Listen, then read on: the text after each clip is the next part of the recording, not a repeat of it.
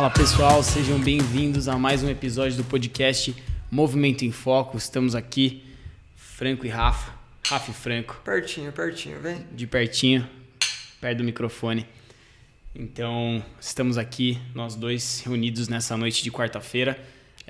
E o assunto da vez, não temos convidado, o convidado é você que nos escuta. Então, temos aqui alguns... Temos dois convidados, por enquanto. Dois convidados? Tem ali, ó. Fernando Félix e Matheus. Exatamente. Marcando presença na live. Tem mais alguém presente na live que ainda não deu as caras, Então, o convidado é você. Você vai participar, você que está nos ouvindo na nossa live de gravação ao vivo, você vai participar mandando as suas perguntas, suas dúvidas sobre o tema de hoje, que é basicamente dor no ombro. O impacto funcional. O impacto funcional. Sempre fico confuso com os trocadilhos, que são dos mais variados. Então, nossos trocadilhos são em alto nível, com muito estilo, e não pode deixar faltar, né? É profundo, é leve, é descontraído, então tem que ter o descontraído aí. Já a gente fala o porquê que esse impacto ele é importante aí nesse trocadilho, né? Acho que vai ter tudo a ver. Exatamente. Então, você que, enfim, está nos ouvindo nas plataformas, né, que não está nos ouvindo ao vivo, saiba que a gente grava ao vivo esse podcast. Você tem a possibilidade de escutá-lo enquanto ele é produzido, né, na fonte, e participar na construção dele. Então, fica aí o convite, todas as quartas-feiras no nosso YouTube. Aproveite para acessar nossas redes sociais. Então, YouTube, Movimento em Foco, Movimento em Foco canal, nosso Instagram. E vamos pro papo. É basicamente isso. Então, só reforçando que é quarta-feira, 21 horas. 21 horas, exatamente. A gente não tinha falado o horário. O horário é super importante. A gente começa a organizar as coisas um pouquinho antes, 10 minutinhos aí de organização e testagem de som, depois o negócio tá rolando. Então, a gente vai esperando vocês. E num episódio como esse, que é construído para falar de uma patologia, de um conjunto de dores, né, e sintomas, quem tem sintoma, quem tem é uma consultoria. Você está tendo uma oportunidade de tirar a própria dúvida ali e falar, mas o que eu tenho? É verdade. É isso. É verdade. Você, fisioterapeuta, que tem dúvidas com o seu paciente. Você, paciente, que tem dúvidas com relação ao seu corpo. Aqui é o momento, aqui é a hora. E então, bora lá. Bom, vamos lá. Então, o episódio dessa semana que foi pro ar foi sobre a fascite plantar. E seguindo nessa linha temática envolvendo lesões, dores, a gente acha que são episódios que podem ser muito úteis para as mais diversas pessoas. Hoje o tema da vez, então, vai ser dor no ombro. E aí, o tema o nome do título do episódio tá o impacto funcional, né? Que a dor no ombro pode gerar. É um trocadilho que a gente pode lembrar, obviamente, da síndrome de impacto do ombro, e ao mesmo tempo traz um duplo sentido aí o título, no sentido de que o impacto que essa dor pode gerar também na vida das pessoas, né? Então, uma dor no ombro, seja ela mais aguda, com uma intensidade de dor maior, muitas vezes, pode estar impactando desde atividades do dia a dia até atividades esportivas. E ela pode também ter uma característica um pouco mais crônica, não tão limitante, mas que está ali sempre presente, que a pessoa já vai alterando um pouco a forma até de se movimentar para fugir um pouco da dor, vai evitando alguns comportamentos frente àquela dor. E a gente está aqui para discutir, entre outras coisas, mecanismos, possíveis diagnósticos dessas dores nos ombros, né? E estratégias de tratamento, sempre olhando, voltando nosso raciocínio para funcionalidade, para biomecânica e controle motor. Certo, Franco? Essa é a ideia. É exatamente isso. E aí acho que talvez caiba um disclaimer, né? Porque é um assunto tão abrangente que dificilmente ele vai se esgotar em um episódio, mas com certeza a gente vai conseguir passar pelos aspectos mais importantes, relevantes, e depois, como sempre, como todos os outros episódios, a gente pode ir pegando isso e refinando para falar de cada uma das patologias, cada uma das características, enfim. Então fica aí já o disclaimer. E para o ombro isso é especial, porque o ombro, por si só, ele é conhecido como um complexo. Então, quando a gente está falando de ombro, pode ter muita coisa diferente que acomete essa região do corpo e que vai ter esse tal do impacto funcional que a gente está falando, né, Rafa? Exato. Hoje, enfim, como o Franco trouxe, não vai dar para abordar tudo que o complexo do ombro pode manifestar em termos de queixa, mas eu acho que vai valer a pena a gente falar sobre como é que é a cinesiologia funcional do ombro. Acho que isso a gente pode passar por esse assunto, mas acho que em relação às queixas a gente pode de repente se limitar às queixas de repente mais relacionadas à própria articulação glenomeral mesmo, né? Então, para quem está ouvindo, complexo do ombro formado por algumas articulações, né? Algumas articulações. Aí você vai ver definições muito diferentes dependendo de autor, livro que você vai consultar. Entre elas, articulações verdadeiras e outras que são mais espaços que são considerados como articulações. E por mais que isso seja um termo um aspecto bem voltado para biomecânica e cinesiologia, talvez valha a pena a gente começar por isso e depois voltar lá no detalhamento, mas só para falar de qual região que a gente vai falar aqui hoje, né? Exato. Então, ombro sendo essa parte do seu corpo que faz a divisão entre o esqueleto axial e o membro superior.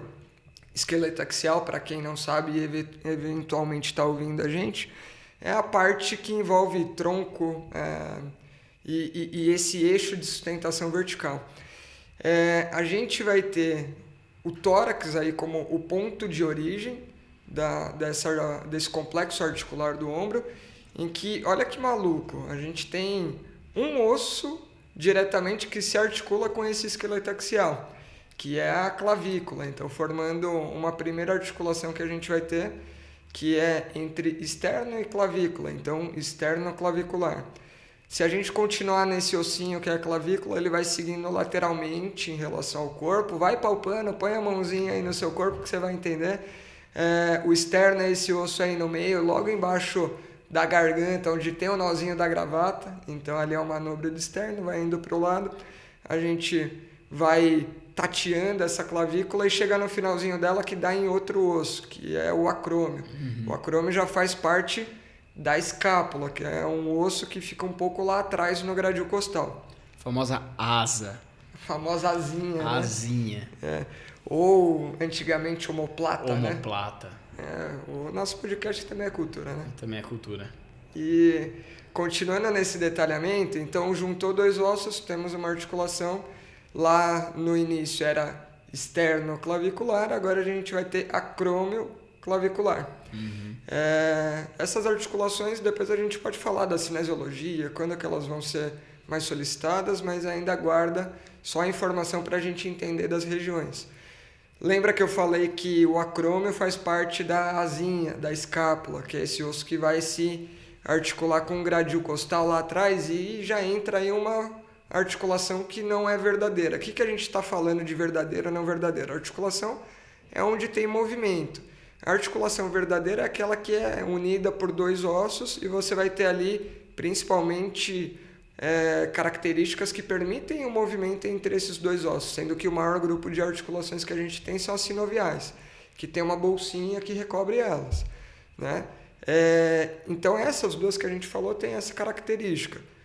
A escápula lá atrás se articula com o gradil costal, mas não tem nada disso, né? Acho que o Rafa pode até dar um detalhamento melhor, porque se não tem essa camadinha, né, que é a cápsula, como que se articula o negócio aí, Rafa? Exatamente. Então a clavícula com a escápula com o gradil costal, que a gente chama de, enfim, articulação escápulo-torácica, mas que não é uma articulação verdadeira, então, como o Franco acabou de dizer, como é que se dá toda a movimentação? Então, para você que está escutando, que não tem só físio ouvindo, pode ter paciente querendo ouvir também, o simples só de você mover o ombro, você já vai perceber, fazer uma circundução do ombro, para frente e para trás. Você vai perceber essa movimentação da escápula deslizando no gradil costal. Como é que se dá isso? Bom, basicamente a gente tem uma série de músculos ali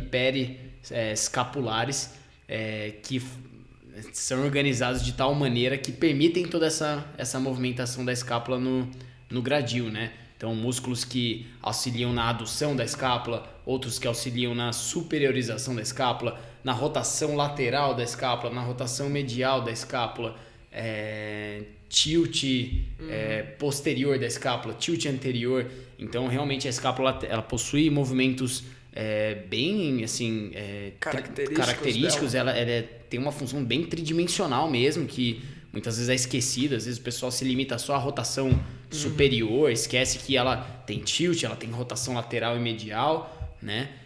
Se limita muitas vezes a fazer uma avaliação de ritmo escapulomeral, só vai avaliar realmente a movimentação superior dela durante a flexão ou abdução do húmero, né? Então lembrar que ela tem esse componente bem tridimensional. E por que é isso, né? Por que ela precisa ser da forma que é? Aí que entra a jogada, né? Sim, guarda, lá na frente a gente fala. E então já falamos de 3 aí, né? Externa clavicular, acromioclavicular, escapulotorácica. Aí entra aquela articulação principal zona, né? A escápula ainda tem um outro acidente ósseo que forma como se fosse um encaixe ali, só que é um encaixe meio planificado, né? Exatamente. Não é um encaixe côncavo. Côncavo, perfeito. Que é onde a gente vai dar mais ênfase, que é a glenoide. E a glenoide, com esse nome bonitão, se encaixa com o osso do membro superior aí, que vai articular e vai formar o que muita gente entende como ombro. Então, que é a gleno-humeral, que é a articulação também sinovial, uma articulação com umas características bem específicas, né? Então, o húmero com uma cabeça bem esferoide, grande em relação à superfície de contato da escápula, e que vai permitir movimentos, por ser esferoide, em 3 planos. Então, ela é triaxial. E o que vai configurar uma característica muito específica para o ombro, que torna ele tão importante funcionalmente. E aí entra uma outra articulação que é considerada por algumas pessoas, que é um espaço, na verdade. Que é o espaço entre essa parte aí do que seria o teto da glenoide e do húmero e o teto e o assoalho do acrômio, mas a parte inferior do acrômio. Então, que vai ser o espaço subdeltoídeo, né? Então, ou subacromial, né? Que a gente vai ouvir. Então, também é uma articulação que é considerada porque vai ter movimento entre as estruturas ali, mas ela não é uma articulação verdadeira, não tem uma cápsula articular própria, não tem nada disso, mas tem estruturas muito importantes que vão passar ali, e acho que é daí que começa o nosso jogo. Daí que começa o nosso jogo. Então a gente foi do macro pro micro, a gente foi falando do tronco, a relação do tronco com o membro superior, quais são as articulações do complexo do ombro. Uma delas é a glenohumeral. Logo acima a gente tem esse espaço subacromial, então, que o Franco descreveu, que passam algumas estruturas. Quais são essas estruturas, Franco? Então a gente está falando... A gente tem estrutura pra caramba. Né? Dá para detalhar bem. Vamos começar detalhando a glenoide, pode ser? Porque pela característica dela ser relativamente rasa, né? Então ela é sutilmente côncava e pequena, parecendo assim meio oval, né, para quem olha ela lateralmente, e ela tem alguns acidentes próprios, e ela tem, quando você vai ver ali no cadáver, ou alguém que é cirurgião e consegue ver um ombro em vivo, vai ver que tem um rebordo ali, uma cartilagem especializada que fica na beirolinha ali, e como se fosse ganhando um pouquinho mais de concavidade nessa articulação, que é um lábio ou labrum, né? Então a gente vai ter o lábio glenoidal, e esse conjunto vai encaixar e vai receber a cabeça humeral, que tem, pela proporção aí, praticamente 3 vezes a superfície de contato que tem esse conjunto que a gente está falando. Então, já daí é bem interessante a gente entender que é um negócio que tem pouca superfície de contato, com um grau de liberdade muito grande, e vai possibilitar características importantes, que é uma alta mobilidade com um certo ponto ali de, podendo ser um pouquinho mais instável, né? Acho que esse é o primeiro ponto. Acima disso e abaixo do acrômio, a gente tem a passagem de tendões importantes, entre eles de um conjunto muscular que a gente ouve falar o tempo todo e que quem é fisioterapeuta e já cuidou do ombro, ou quem é paciente já teve seu ombro cuidado, ouviu falar do tal do manguito rotador, que a gente vai ter um conjunto de músculos que passam abraçando essa cabeça humeral. E ali por cima, principalmente, a gente vai ter 2 tendões principais, que é o supra, passando bem por cima, e passando um pouquinho póstero lateral e fazendo essa curvatura aí pela lateral, a gente vai ter infra um pouquinho abaixo, a gente vai ter redondo menor. Pela frente a gente tem um outro que já não fica muito nesse raio de ação que a gente está falando, que é o subescapular, né, Rafa? Perfeito. Subescapular que passa, como o nome diz, por baixo da escápula, então fica entre a escápula e o gradil, e se insere ali, né, dando a volta meio que por dentro, se insere ali na região da linha medial ali do húmero, então ele acaba sendo um rotador interno, uma função diferente desses outros que foram citados, né, que tem já a sua inserção no húmero mais lateral e, portanto, quando em contração, exerce a função de rotação lateral e o supra, que foi citado também como a inserção dele é superior, ele tem a função de abdução, principalmente nos primeiros graus, né? Então, bom, é isso. E daí já é bem legal, porque a gente entende que esse conjunto que está mais próximo dos ossos ali, eles têm uma função muito importante de ajudar na estabilização.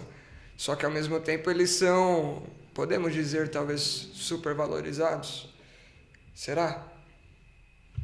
Em que sentido? Não sei, porque na fisioterapia muita coisa se resolve só fortalecendo esses músculos. Exato, é colocar como culpado quem muitas vezes é vítima, né? Então, enfim, essas estruturas que estão abraçando o ombro, elas são de fato, e que geralmente são as estruturas lesionadas, que origem, fonte de queixa, né? Elas são de fato as culpadas, né? Ou será que se há uma fraqueza desses tendões, desses músculos, será que isso não pode ser simplesmente uma consequência de um processo de dor, né, também acontecendo, enfim, né? Será que esses tendões estão enfraquecidos porque já sofreram algum processo de sobrecarga repetida? Então o papo vai por aí.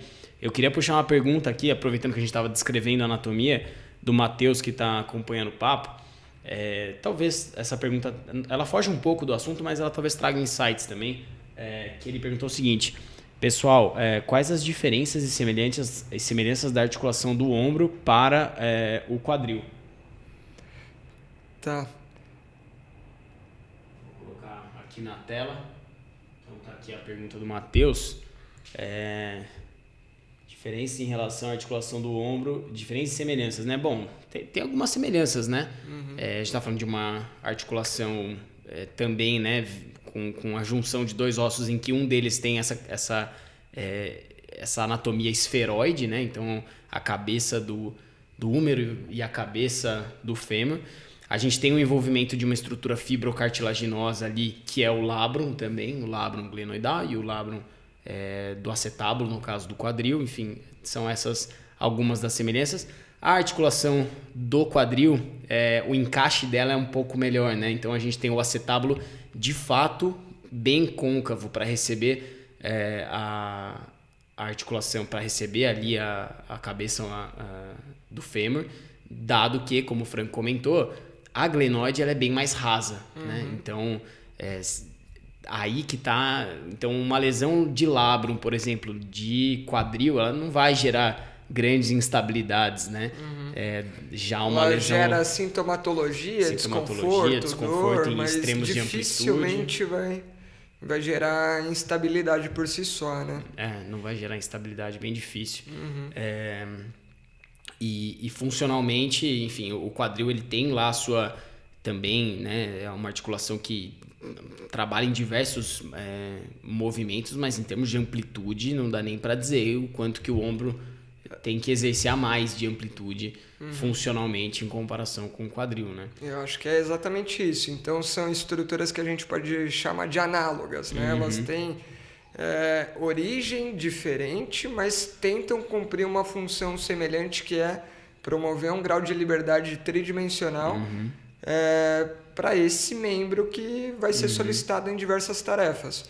Qual que é o detalhe? O membro inferior vai ser solicitado principalmente para sustentação, deslocamentos, né? Claro que vai poder fazer um chute, que vai precisar de alcance, de amplitude, mas, no geral, o grosso da amplitude do membro inferior não se compara à do membro superior, que precisa desbravar o mundo à volta, e aí, por isso, já começa e ficou a chamada aqui para o aspecto funcional importante do ombro, que é ajudar o membro superior a posicionar a mão no espaço tridimensionalmente. Então, sem mover muito o tronco, você consegue fazer a mão percorrer diversas combinações e coordenadas que vão posicionar ela mais à frente, mais ao meio, mais acima, mais abaixo, mais atrás, e você desbrava muito o meio à sua volta. De fato, são articulações análogas.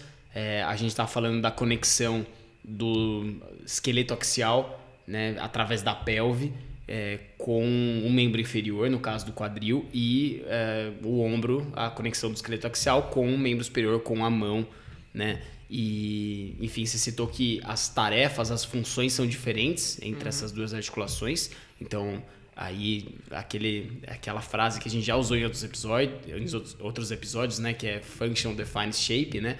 E pensando nisso, a questão da evolução, acho que é até importante. Você que é um cara... Vou citar Cássio aqui. Franco, que é o cara da evolução. Como é que foi a questão das mudanças no membro superior, cara? Em relação à própria escápula mesmo, enfim. O membro superior, antes, ele tinha uma função também, até mais de... Ele já tinha uma função exploratória ali do ambiente, né? Mas ele tinha uma função de sustentação e propulsão, tal como os membros inferiores, né? Como é que foram essas mudanças na anatomia nossa? Tornando uma história de milhões de anos curta, pensa em seres que utilizavam o que a gente chama hoje no ser humano de membro superior, que é o membro anterior nesses animais, como apoio e distribuição de peso, tal qual a gente usa para o membro inferior. Então, a quadrupedia, então, necessitando aí de um membro superior que receba carga, e por isso ele acaba sendo até mais robusto. E a carga, principalmente nos primatas mais próximos, aí, que tiveram alguma raiz evolutiva em comum, é por meio da nodopedia. A nodopedia, os nozinhos ali do dedo, então o apoio nas falanges, fazendo carga. Então, se você fizer um estudo de anatomia comparativa, você vai ver um membro muito mais alongado, muito maior em volume, tanto das estruturas ósseas quanto das estruturas musculares, só que ganhando em tudo isso e perdendo em refinamento. Coisa que, quando a gente foi assumindo uma forma preferencial de se deslocar, que é a bipedestação no humano, foi liberando o membro superior dessa atividade de carga, né? Seja a carga lá da própria nodopedia ou até mesmo a braquiação, que é o de galho em galho, né? Mas uma carga importante ali que é suspender ou suportar o peso do corpo. Então, na hora que você libera isso e joga essa responsabilidade mais para os membros inferiores, você ganha... posteriores. Que eram posteriores e passam a ser, na gente, inferiores, você passa a ganhar como recurso ali muita coisa, muita possibilidade de movimento. E aí você consegue dar um grau de refinamento que passa a ser mais interessante. Em vez de ficar fazendo coisa muito robusta, fazer coisas mais delicadas, fazer uma pinça um pouco mais delicada e projetar uma arma um pouco mais eficiente e assim conseguir ter maior êxito numa caça, e assim vai um processo super alongado que a gente está encurtando. Então, uma capacidade de destreza que vem muito refinado com esse processo de evolução e muda muita coisa que a gente pode considerar. Mas acho que esse é o resuminho. Legal, bom demais. Bom, foi bom para entender aí um pouco da anatomia do ombro, esse processo até então, e um pouco das características, né, da articulação glenohumeral, que é o nosso foco aqui. Bom, falamos que algumas dessas estruturas elas são as que sofrem eventualmente. Dá para a gente já citar alguns diagnósticos? Com certeza. Acho que falamos bastante de tendão e talvez um dos diagnósticos mais comuns sejam as lesões relacionadas aos tendões. E aí, principalmente, a esses 4 tendões que a gente falou. Então, você vai ter uma tendinopatia, né? Ou uma tendinite, se tiver um componente inflamatório. Mas não se apegue ao termo, entenda que é uma estrutura sofrendo por conta de algum estresse aplicado a ela. Não falamos de um outro tendão aí, mas um tendão importante é o da cabeça longa do bíceps, né, Rafa? Bíceps, exato. Passa pela frente ali, pelo sulco bicipital. Então, você que está aí ouvindo, fez uma rotação para fora da mão, palpa a frente do ombro. Você vai sentir talvez um sulco, como se fosse um valezinho no ombro. É por ali que passa a região da cabeça longa do bíceps. O bíceps, então, que é um músculo, ele é biarticular, ele tem sua inserção distal ali no rádio, na região do antebraço. Ele faz a flexão do cotovelo e a sua origem tem 2 cabeças, exato. Uma que é a cabeça longa do bíceps, que passa justamente por esse sulco bicipital que eu descrevi, e se insere ali na região do supraglenoidal, né? Tubérculo supraglenoidal. No tubérculo supraglenoidal. E a cabeça curta do bíceps, que se insere no processo coracoide. Então... Processo coracoide, pega ali no ombro, dói, onde o Rafa, onde o Rafa falou que tem o sulco, e vai para dentro, aí você vai sentir que afundou. Afundou, continuou, tem o peitoral, pega ali onde está afundadinho e dá uma carcadinha no dedo e sente. Dá só uma sente. pressionada, ali dói. Embaixo da clavícula, entre peitoral e entre deltoide ali, dá carca um pouquinho, vai. Exato. Então a gente tem essa estrutura que faz parte, ele está muito próxima do que a gente está descrevendo aí como articulação glenohumeral, e também pode ser um dos tendões que pode sofrer algum tipo de sobrecarga repetida e que pode gerar sintoma. Inclusive tem autor que cita como 5º elemento do manguito rotador, né? Olha só. Que aí não seria um componente rotacional, mas um componente de estabilização anterior da cabeça do húmero, né? Essa é uma frase que já a gente entendeu um pouco da anatomia, por onde passa, para onde vai, já começa a dar alguns insights, né? Você acabou de falar, um estabilizador anterior da cabeça humeral. Como é que faz, então, para machucar a cabeça longa do bíceps, né? É uma ótima pergunta. Eu comentei isso hoje com o pessoal fazendo discussão no estágio, de, cara, mecanismo de lesão é um pouco de criatividade e sadismo.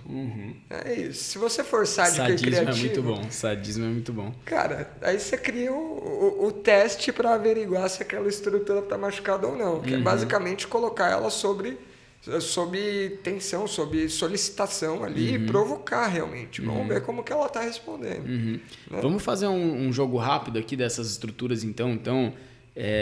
Supraespinhal. Como a gente pode ser sádico e pensar em machucar o supraespinhal?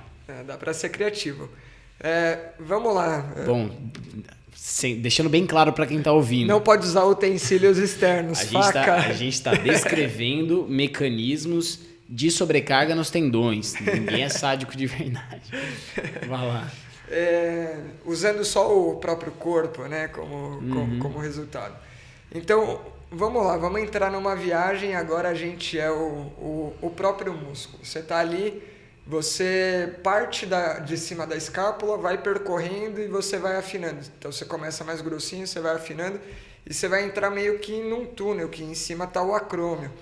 Embaixo, onde você está andando e está percorrendo aí, estou sendo muito criativo aqui, mas a visualização vai ser boa.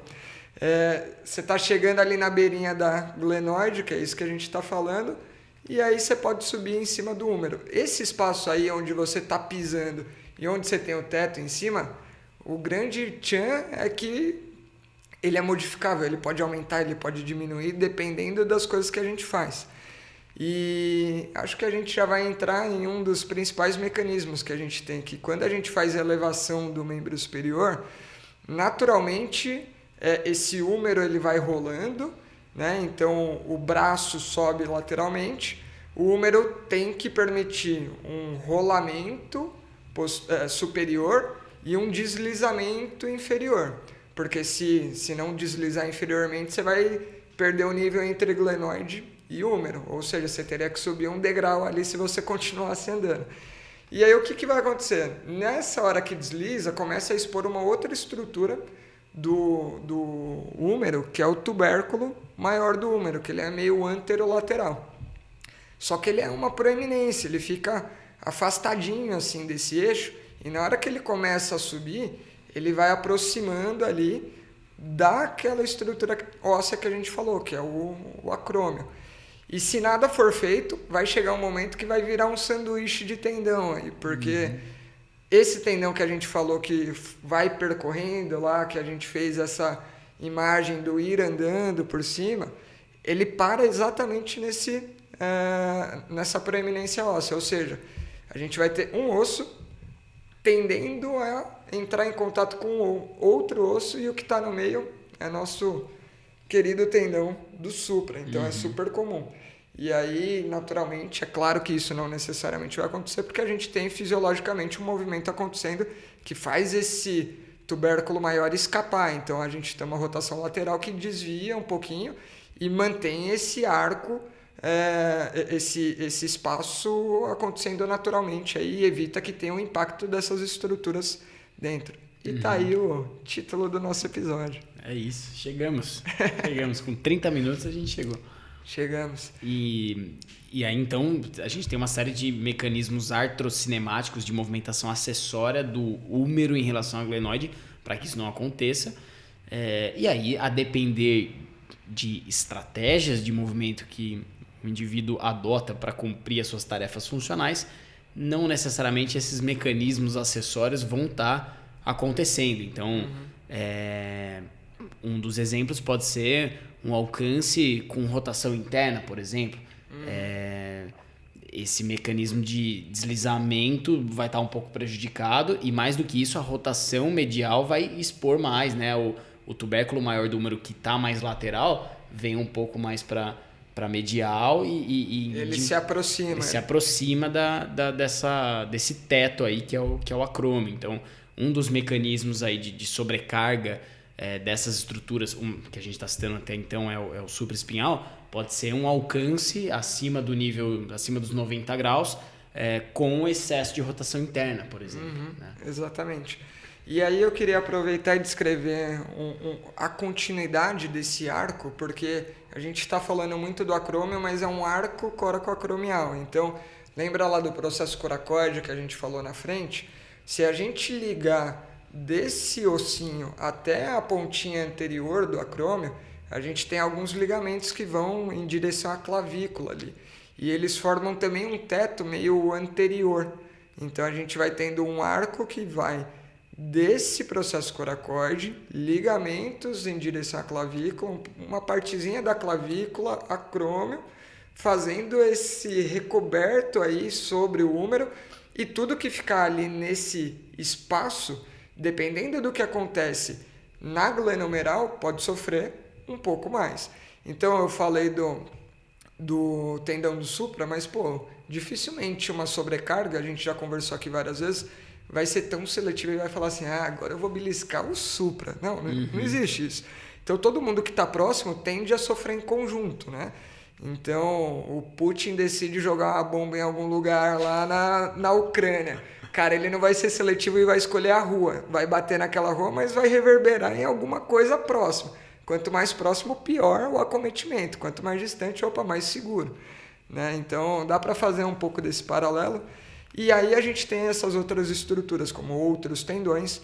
A gente tem também uma bursa, né? Que a bursa tem o papel ali de reduzir o atrito entre essas estruturas, e dependendo, quando tem uma maior sobrecarga, ela vai respondendo da forma que ela sabe, a ponto de vamos reduzir o atrito, que é produzindo um pouquinho mais de líquido, e aí ela começa a ocupar um volume maior do que deveria naturalmente.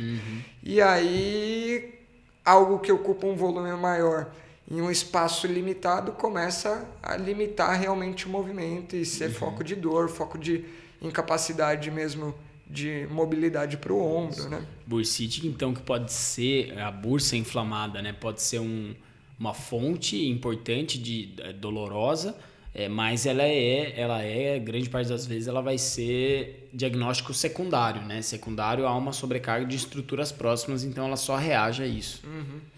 Exatamente.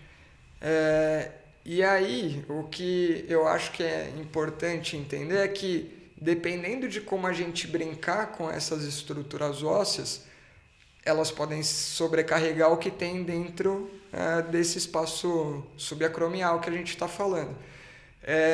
E só para não ir detalhando sem falar um pouco da cinesiologia, agora acho que entra o ponto importante. Como que deveria ser a cinesiologia adequada para o ombro, pensando no funcionamento aí do membro superior, né, Rafa? Vamos nessa? Vamos embarcar nessa. Bom, então vamos falar um pouco sobre a cinesiologia funcional esperada para um ombro saudável, para que os tendões não sofram, a bursa não sofra. Basicamente a gente está falando de uma movimentação do membro superior que envolve a movimentação do complexo do ombro, né? A gente não está falando só, naturalmente, a gente está focado aqui nas queixas mais relacionadas às estruturas glenomerais, só que a movimentação do ombro não acontece só na glenomeral, ela está envolvido para realizar alcances longos, né? Enfim, alcances de grande amplitude, está envolvidas, as outras articulações estão bem envolvidas, especialmente, então, a gente já citou escápula torácica, externo-clavicular, acromioclavicular, enfim, todas elas estão envolvidas nesse processo de grandes amplitudes, né, em que o ombro faz parte funcionalmente, né? Então, como que acontece essa proporção, Franco, de movimentação na glenomeral em relação às outras articulações que ajudam, né? Eu posso segurar isso só para falar uma outra coisa? Antes de falar das proporções, vamos entender o racional por trás, que aí a proporção depois fica fácil da gente concluir. No ser humano, por mais que a gente tenha tirado aí grande parte da necessidade de suporte de peso corporal, a gente ainda tem tarefas dessa maneira. Você consegue fazer exercícios ou tarefas que você se apoia com a mão no chão, por exemplo, uma flexão de braço, uma parada de mão, ou exercícios que tenham suspensão do corpo, né? Então uma barra fixa e tudo mais. E o ombro também vai tendo essa capacidade de interagir com o tronco e transferir a força de membro superior para o tronco, de tronco para o membro superior e vice-versa. Então, já que ele faz essa fronteira, ele passa a ser bastante importante. Mas e se a gente não tivesse ombro? O que ia acontecer, né? Imagina que você só tem o tronco e está começando a aparecer um membro superior a partir do que seria o seu ombro. Aparecem primeiro dedinhos e mão. O que sua mão ali no lugar do ombro vai conseguir fazer? Muito pouco, né? Ela consegue abrir, fechar, manipular coisas, mas para fazer sua mão chegar nas coisas, você tem que usar membro inferior para levar o tronco até perto, inclina o tronco e pega lá o que você quer. Né? Então, beleza. Agora vamos fazer brotar um pouquinho mais, como se fosse uma árvore nascendo. Começa a nascer e chega ali até o cotovelo. Pô, entrou o cotovelo, né? Além da mão e o punho, que já dá uma configuração rotacional, o cotovelo consegue entrar prono e supino, flexão e extensão, e aí você conseguiria ganhar grau de liberdade de talvez conseguir levar a mão em uma direção, a mão em outra direção, mas ainda num raio muito limitado, e conseguiria virar face palmar, que é a face que a gente articula e pega as coisas mesmo, para fora, para dentro, por conta da prono supino, mas ainda assim muito limitado.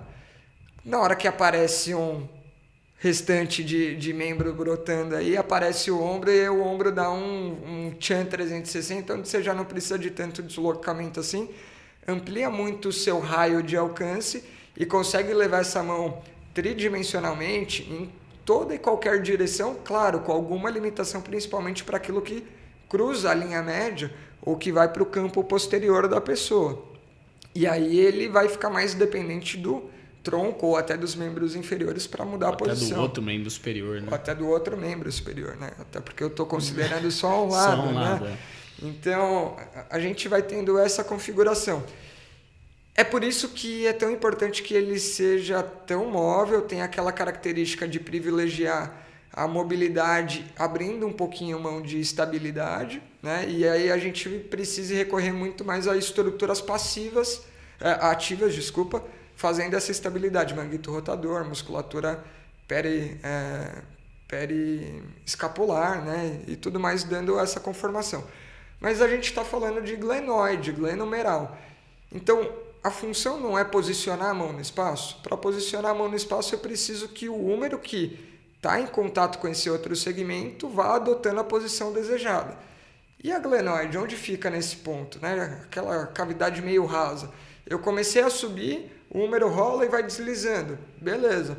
Mas se ele for seguindo esse caminho para sempre, em algum momento ele não vai ter mais superfície de apoio. Não vai ter mais um contato interligando uma coisa com a outra. E aí vai ficar muito instável. Então é nesse momento que, precisamos que a glenoide continue direcionando para o húmero mover no sentido desejado. Então, um truquezinho chave que a gente foi aprendendo ao longo do tempo é entender que a glenoide aponta para onde a mão quer apontar, que o húmero deveria apontar também um pouquinho. E aí a gente vai ter essa proporção de movimento. Até onde tem movimento ali glenomeral, beleza, é com a glenomeral. Começou a chegar na barreira ali e chegou no limite da glenomeral e está correndo aquele risco de impacto, a gente tem que ter um movimento dessa estrutura que é a escápula, então a escápula torácica, permitindo que a glenoide continue olhando lá para o húmero enquanto ele sobe. Né? Então, daí a gente já tem um entendimento do tal do ritmo escapulomeral. E aí, geralmente ali próximo dos 60 graus de abdução, a gente vai começando a ter um pouquinho desse movimento. E você vai encontrar descrito que é de 3 para 1, né? Mais ou menos. Aí, tudo isso vai mudando, porque na hora que vai subindo mais, chega ali próximo de 120 graus, só a escápula não vai. E aí você vai precisar de um pouquinho de movimentação da clavícula também. E quanto mais sobe, mais as outras articulações que a gente falou, glenomeral, escapulotorácica, vão ficando meio rendidas aí pela limitação do grau de liberdade, e vai precisando dessas outras. E lá no final volta a ter um pouco de glenomeral de novo. Então a gente vai tendo todo esse combinado que a gente está acostumado a chamar de ritmo escapulomeral, mas é o ritmo do complexo todo. E arcos predominantes em que uma articulação vai ser mais solicitada ou outra articulação vai ser mais solicitada. Né, Rafa? Perfeito. E aí é interessante pensar em situações em que você pode ter o comprometimento da mobilidade, de repente, de uma dessas articulações. Então, vamos citar aí, sei lá, capsulite adesiva, a glenomeral rígida pra caramba. Qual que é a estratégia que geralmente a gente vê nesse tipo de paciente? Bom, glenomeral muito rígido, o que dá para mover aqui? Cara, tá indo 20, 30 graus a glenomeral, o resto vai com o quê? Vai com o que der. E aí geralmente é muita escápula, muita elevação de escápula, vem com tronco junto, inclinação, e aí entram as compensações, e eu tô chamando de compensação aqui movimentos de outro segmento agora que já não fazem mais parte do complexo do ombro. Então, esse foi um exemplo, mas a gente pode pegar outros exemplos. Ao final da movimentação do ombro, em que clavícula tem mais participação, né? Nos ângulos finais de flexão, abdução, se está faltando movimento em clavícula também, o que pode acontecer aí, né? Então, a gente vai tendo esse lance do corpo e achando jeitos de acontecer, né? E o ponto principal e quando o que seria o dito ideal, o que a gente tem uma noção ali do que seria o orquestrado, não dá certo? E quando você quer fazer um alcance, sei lá, atrás, e sua glenoide aponta para frente? E quando você quer fazer alguma coisa, sei lá, superiormente lateral e sua glenoide está apontando em outra direção, né? Que não naquela do interesse. Aí a gente vai tendo uma quebra do que seria esse ritmo e podendo sobrecarregar e solicitar estruturas diferentes do que a anatomia foi selecionada ao longo desse tempo todo de evolução para organizar o corpo, né, Rafa? Perfeito. Acho que vale até a gente citar alguns exemplos disso, né? Estratégias comuns e tendões comumente que a gente citou até então, estruturas tendões, né? Então, num alcance lateral em que a gente precisaria ver, o Franco já citou aqui, a gente precisaria ver a glenoide apontando para onde a mão está apontando. De repente, a glenoide está apontando para frente e a mão está apontando. Eu vou mostrar aqui nessa câmera. Glenoide apontando para lá e minha mão apontando para cá. O que acontece?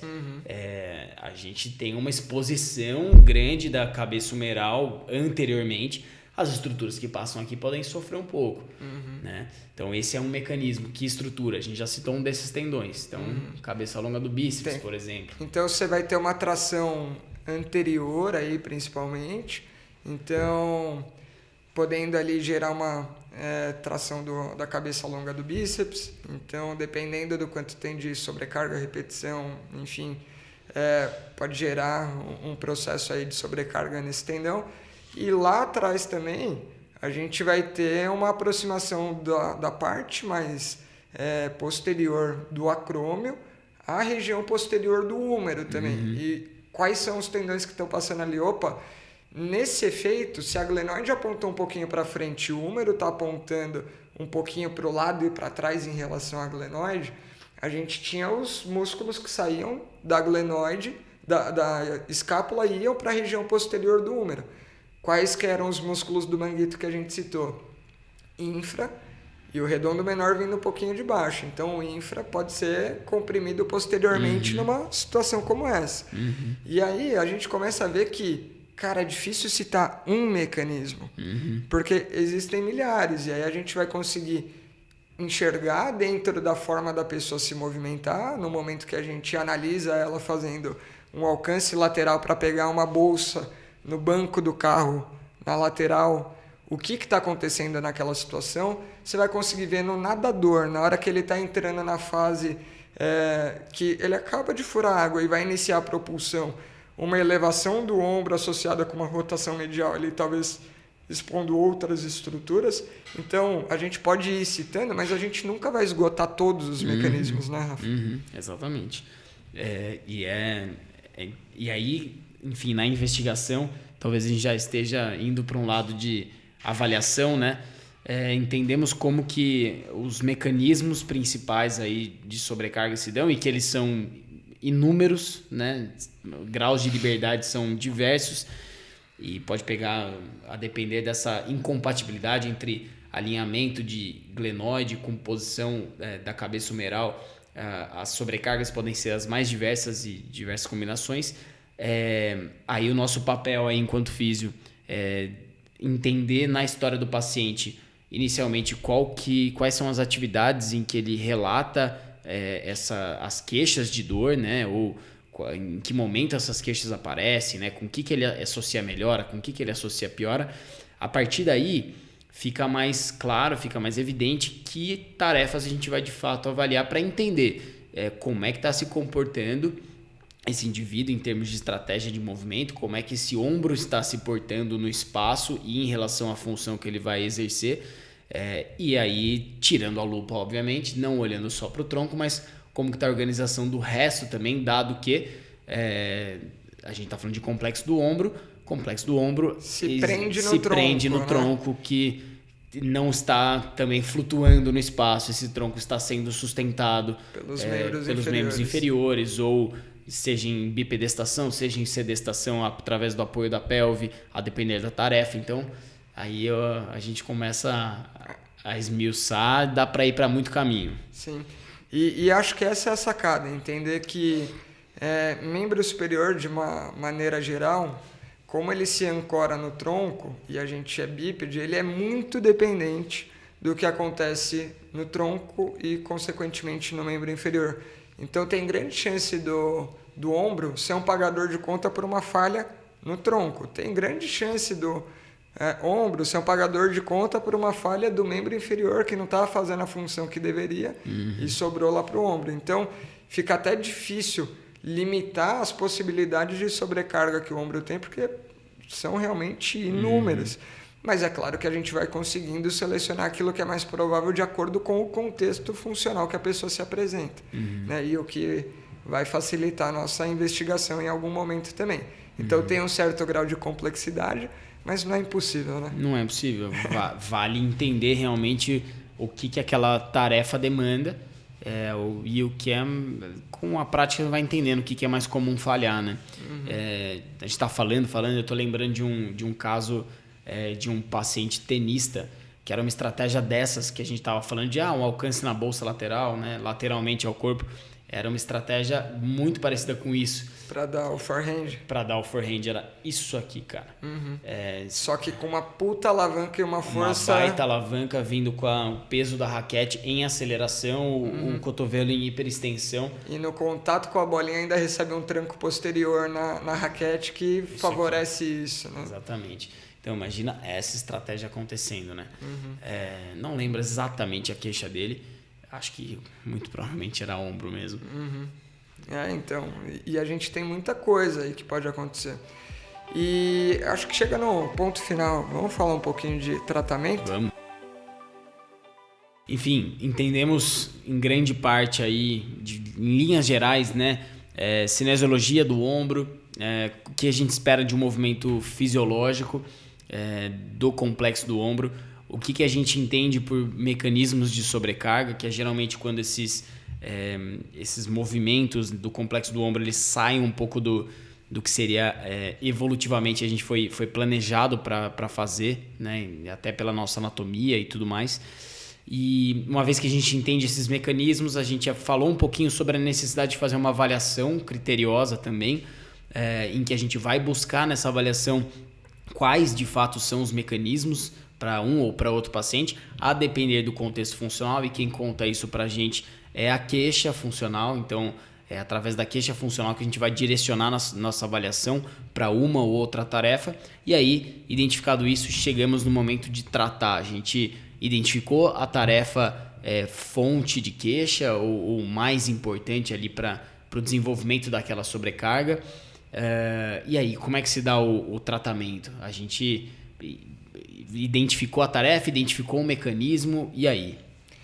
E aí que, em teoria, se é uma tarefa com um determinado comportamento que leva à sobrecarga e isso predispõe a pessoa a sentir a dor no ombro, claro que tem vários outros fatores que modulam essa dor, que a gente sabe que podem colaborar para a manifestação do sintoma, mas o ponto importante é que vale a pena eu entender que se aquilo depende do comportamento executado, se esse comportamento for alterado, a gente consegue dar uma melhor sobrevida para essa região do corpo. E melhorando essa sobrevida, diminui a sobrecarga, diminui a chance da pessoa manifestar um sintoma doloroso ali, por exemplo. Então, identificando o que leva a pessoa a se comportar daquela maneira, modificar esse comportamento, então fazer a correção necessária, treinar essa correção, e aí vai depender de progressão de exercícios, de execução da tarefa, a ponto de pegar aquilo que era um comportamento A preferencial e começar a instruir o corpo que, tem um comportamento B que é melhor, é mais eficiente, é seguro, e que se você treinar isso suficientemente, você vai conseguir fazer com tanta proeza quanto o outro. Então, nesse momento que a gente vai oferecendo uma estratégia alternativa e o corpo vai identificando os benefícios, ele vai falando, B parece ser melhor do que A, vamos usar mais o B, até que chega um momento que automatiza aquele padrão B que é mais bacana. E aí a gente tem um melhor desfecho aí também no longo prazo. Só que nem sempre a gente consegue fazer isso de primeira, porque vai depender do nível de acometimento já das estruturas, do nível de sintoma. Então é um trabalho que um pouco se dá em corrigir o mecanismo de sobrecarga e um pouco se dá, em grande parte dos casos, em tratar o que é a consequência desse mecanismo já instalado, né, Rafa? Exatamente. E aí, enfim, acho que vale a gente abordar assim o que funciona, o que não funciona. Assim, a gente, você pega para ver estudos mais recentes de ombro, assim, é difícil, até nos próprios testes, né, específicos, vamos tentar entender qual que é o tendão que está em sobrecarga aqui. É muito complicado. Eu acho que a gente não precisa pensar da mesma forma que nos testes específicos para entender o grau de sensibilidade de um tendão e tal. A gente, aparentemente, a literatura não tem mostrado eficácia, né, de identificar tão facilmente qual estrutura ali está sendo sobrecarregada. A gente não precisa focar em ganhar uma força, uma tolerância à carga de uma estrutura específica. Eu acho que a gente pode olhar para a funcionalidade, entender como que idealmente esse ombro deve funcionar, e a progressão gradual de carga vai bem, né? Controlando o sintoma e tudo mais. É óbvio que a gente tem o nosso conhecimento em anatomia e biomecânica, a gente vai saber alinhar de tal forma que a gente consegue enfatizar um tendão ou outro. Mas a minha questão aqui é o quanto que vale a pena isso muitas vezes, até no sentido de ser funcional, sabe? Às vezes a gente fica dando ênfase a um recrutamento de um tendão específico, quando a gente poderia estar impondo uma resistência gradual dentro de um contexto também. Então, o olhar para a funcionalidade não vai só no sentido de corrigir os mecanismos de sobrecarga e esse indivíduo ir automatizando essa nova forma de realizar os movimentos, mas no entendimento de que a gente pode realizar exercícios resistidos muitas vezes com algum contexto funcional, né, que possa trazer algum benefício também. E nesse ponto aí acho que tem o aspecto que não adianta treinar só em uma situação, algo que foi desenhado para se comportar tridimensionalmente, como a gente falou. Então, talvez dar um repertório mínimo dentro desse leque de comportamento seja necessário. E aí, dependendo do grau de sintomatologia, a gente vai entrar com recursos ali locais para controlar dor, né? Controlar inflamação, para eventualmente entrar com uma terapia manual e criar uma janela de oportunidade para você inserir o exercício que você desejaria. E aí, nesse momento, as estratégias que aumentem um pouquinho esse espaço que a gente falou subacromial vêm bem, né? Elas costumam responder bem ali na sintomatologia, mas se você só fizer isso, não vai melhorar nada. Por quê? Porque a pessoa vai continuar fazendo tudo do jeito que ela está acostumada. Então, geralmente é uma porta de entrada para a pessoa aceitar e tolerar bem o exercício. E aí, geralmente, na fisioterapia de maneira geral, a gente vai ver aquela progressãozinha, principalmente para tendinopatias, de começa no isométrico, coloca uma carga tensional que a pessoa suporta, aquilo já recruta a musculatura por mecanismos neurofisiológicos, inibe a dor, e aí a gente vai fazendo uma progressãozinha do isométrico, aí daqui a pouco você entra no isotônico com um pouquinho mais de foco na fase concêntrica, e aí depois o pessoal entra no excêntrico, e aí nesse momento que corre o risco de você perder a mão e ir para um pleométrico que não precisa. E ir para alguma coisa que talvez a tarefa não exija. Então, ok usar essas coisas. Puta, detectou que tem uma fraqueza, tudo bem fazer. Mas não vamos perder o foco lá de onde a gente quer levar essa pessoa, que é executando aquela mesma tarefa com melhores recursos, com menos sobrecarga. E ser específico nisso vai fazer toda a diferença no tempo de tratamento dessa pessoa junto com você. Sim.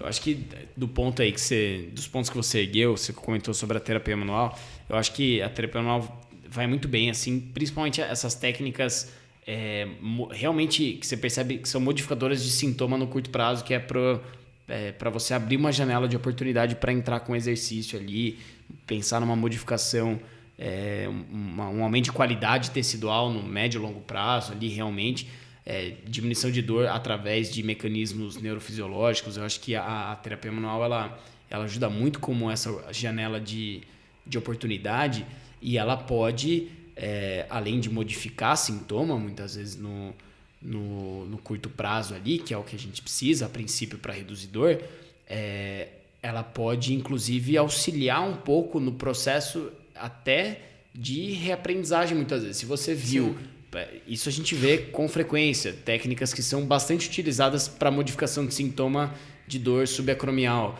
Você utilizar a rotação superior da escápula assistida. Então, durante a elevação do membro superior, isso entra como uma técnica ali de Mulligan, né? Que é a terapia manual com movimento, né? A mobilização com movimento de Mulligan, né? Então, aquilo pode servir para reduzir dor ali no curto prazo e, ao mesmo tempo, isso vai servindo de feedback, né? De posicionamento articular para que a musculatura que precisa funcionar naquela função, para que tenha de fato uma rotação superior. Comece a ser recrutada. Exatamente. Se, obviamente, a sua avaliação mostrar que o caminho é esse, né? Legal demais. Acho que é bem por aí. E a gente jamais vai esgotar todas as ferramentas disponíveis. Né? Exato. Galera, muito obrigado aqui. Então, para quem esteve presente acompanhando na nossa live de gravação de quarta-feira, fica um último aviso aí para o pessoal. Então, se você gosta do nosso papo aqui, que a gente tem semanalmente, se você gosta dos episódios que a gente libera toda segunda-feira também, semanalmente, então duas conversas por semana você consegue acompanhar, envolvendo movimento humano, funcionalidade. Quer nos ajudar a manter essa nossa empreitada, melhorar cada vez mais os nossos conteúdos, enfim, tem uma forma de fazer isso, que é através do nosso Apoia-se. Então, acessa lá o apoia.se/Movimento em Foco. Lá a gente tem planos que cabem no seu bolso, desde o estudante quebrado até o patrão. É isso. Cada um com a sua função, podendo ajudar e construindo o conteúdo junto com a gente, participando, quem sabe aqui nessa mesa. Exatamente. Você que é apoiador, está nos escutando, você sabe. Você não veio ainda por preguiça. Eu quero saber quem vai ser o primeiro a sentar aqui. Quem vai ser o primeiro? Eu acho que vai acontecer o seguinte, posso falar? O primeiro que sentar vai atrair mais apoiadores, porque a gente vai divulgar isso, e os apoiadores que já são vão fazer fila para ver. Então, enfim. Vamos fazer o seguinte, desafio para quem for o primeiro, a gente vai dar um prêmio especial. Olha só. Aí segredo. Eu vou ter que definir qual é o prêmio aqui na cabeça, mas vai dar um prêmio especial. Se eu estou falando que vai ser especial, não vai ser só o copinho, vai ser mais coisa. Vamos pensar num negócio legal. Então é isso, o Apoia-se te dá a oportunidade de sentar aqui com a gente, trocar ideia, construir junto nos bastidores. Durante a semana a gente tem o nosso grupo lá, que é o Discord, em que a gente troca ideias sobre o episódio semanal, troca ideias sobre o episódio que vai ser gravado durante a semana. E você, apoiador, pode ajudar a construir antes de fato dele começar a ser construído. Então, você escolhe o que vai ser discutido. Exatamente. Então, para quem esteve ouvindo até então, agradeço e até o próximo episódio. Valeu! Valeu, pessoal. Até mais.